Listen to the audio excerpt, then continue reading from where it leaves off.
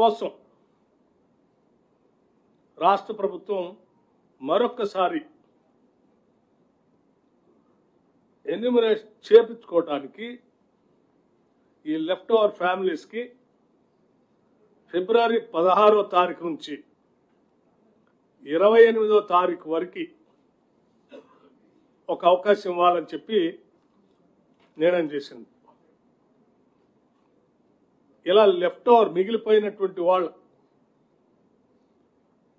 Toll free number కూడా రాష్ట్ర ప్రభుత్వం నుంచి అనౌన్స్ చేస్తా ఉన్నాం.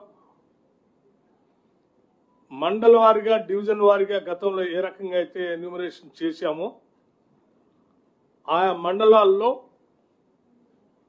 ఆ మండల్ డెవలప్మెంట్ అధికారి దగ్గర